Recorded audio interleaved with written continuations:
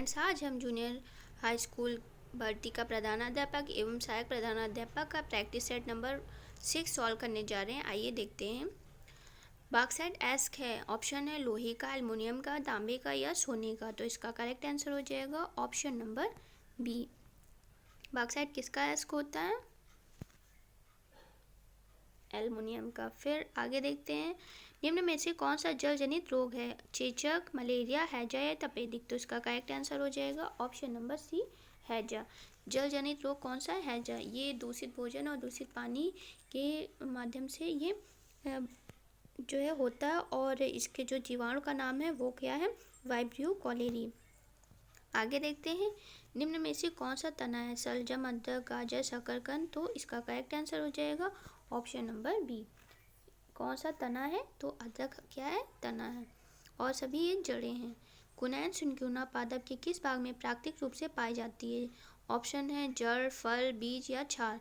तो इसका correct answer हो जाएगा ऑप्शन नंबर डी, छाल से प्राप्त होती है। लौंग है, तने की गांठ, जड़ की गांठें, पत्तियां या सूखे फल। तो लौंग क्या है? सूखे फल। इसका करेक्ट आंसर हो जाएगा ऑप्शन नंबर डी। मानव शरीर का तापमान जाड़ों में घट जाता है, गर्मियों में बढ़ जाता है, ना ही जाड़ों में घटता है, ना ही गर्मियों में बढ़ता है, जाड़ों में बढ़ जाता है। तो इसका करेक्ट आंसर हो जाएगा ऑप्शन नंबर सी। ना ही जाड़ों में घटता है और ना ही गर्मियों में बढ़ता है, क्योंकि जो मानव शरीर का तापमान होता है 98.6 फ़ारेनहाइट डिग्री सेंटीग्रेड होता है, जो कि एक फिक्स मान रहता है। आगे देखते हैं, संविधान की विषय सूचियों में दिए गए विषयों के अतिरिक्त विषयों पर कौन कानून बना सकता है? ऑप्शन है सर्वोच्च न्यायालय, संसद, राज्य विधानमंडल या क्षेत्रीय परिषदें। तो इसका करेक्ट आंसर हो जाएगा ऑप्शन नंबर बी। जो हमारी विषय सूचियों में विषय के अतिरिक्त विषयों पर कौन कानून बनाता है? तो वो है संसद। संसद जो है, भारतीय संविधान का अनुच्छेद 248 संसद की अवशिष्ट विधायी शक्ति के बारे में इसमें प्रावधान किया गया है। इसके अनुसार संसद को किसी ऐसे विषय के संबंध में जो समवर्ती सूची या राज्य सूची के का उल्लेख नहीं है, विधि बनाने को अनन्य शक्ति प्राप्त है उसको। तो इसका करेक्ट आंसर हो जाएगा ऑप्शन नंबर बी, संसद। आगे देखते हैं, संविधान के किस संशोधन द्वारा केंद्रीय मंत्रियों की संख्या लोकसभा के कुल सदस्यों के 15% पर सीमित कर दी गई है? ऑप्शन है 91वां संशोधन, 92वां संशोधन या 90 संशोधन, या इनमें से कोई नहीं। तो करेक्ट आंसर हो जाएगा ऑप्शन नंबर ए, 91वां संशोधन। आगे देखते हैं,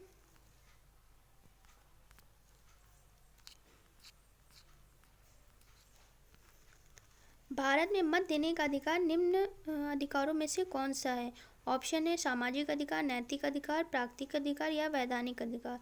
तो इसका हमारा करेक्ट आंसर हो जाएगा ऑप्शन नंबर डी, वैधानिक अधिकार।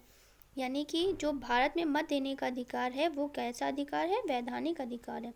आगे है, संसद में शून्यकाल का समय। संसद में शून्यकाल का समय है, ऑप्शन है 9 बजे से 10 बजे तक, सुबह 10 बजे से 11 बजे तक, या सुबह 11 बजे से दोपहर 12 बजे तक, या दोपहर 12 बजे से अपराह्न 1 बजे तक। तो शून्यकाल का जो हमारा समय होता है वो होता है 12 बजे से 1 बजे तक। तो ऑप्शन इसका डी करेक्ट हो जाएगा। आगे देखते हैं, निम्न में से कौन सा बौद्ध पवित्र स्थल निरंजना नदी पर स्थित है? ऑप्शन है बोध गया, कुशीनगर, लुम्बिनी या ऋषिपत्तनम। तो इसका करेक्ट आंसर हो जाएगा ऑप्शन नंबर ए, बोध गया।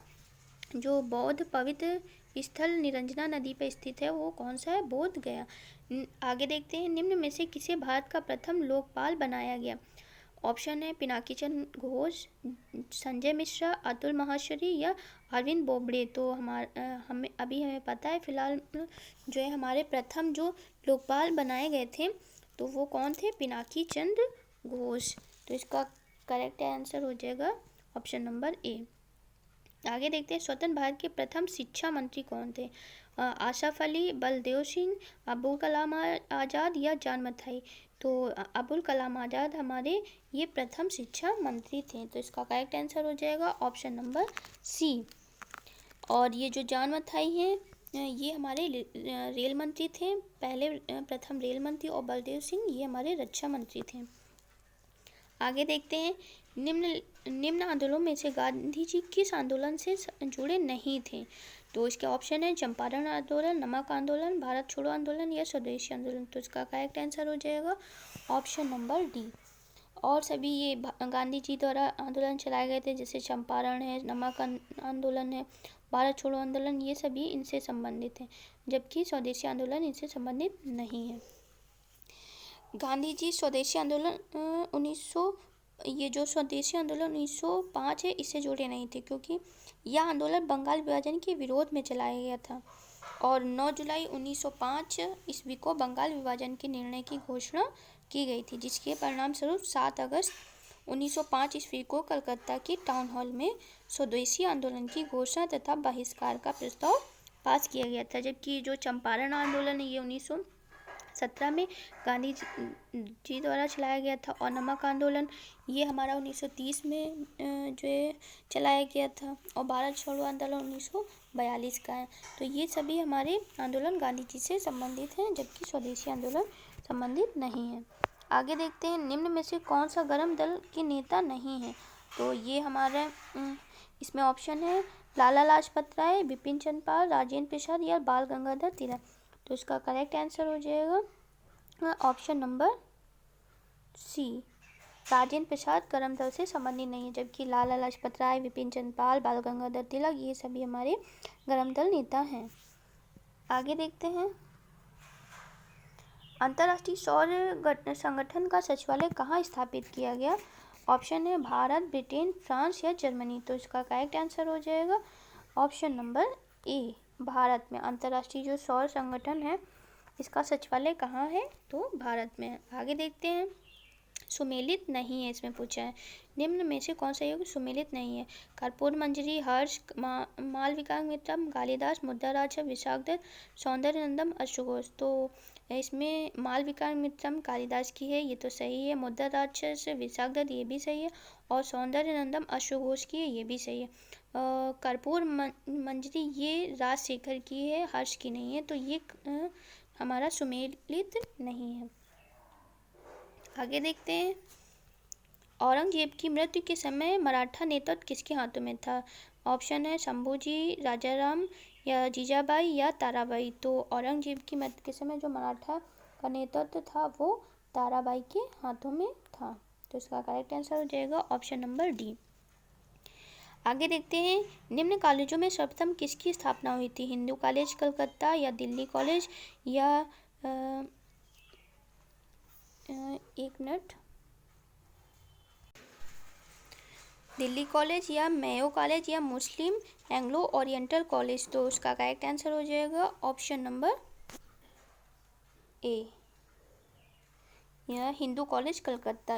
इसकी स्थापना हुई थी 1817 में और राजा राम मोहन राय जो कि आधुनिक शिक्षा के सबसे प्रारंभिक विचारकों में से एक थे, 1817 ईस्वी में उन्होंने डेविड हेयर के साथ कलकत्ता में एक प्रसिद्ध हिंदू कॉलेज की स्थापना की थी।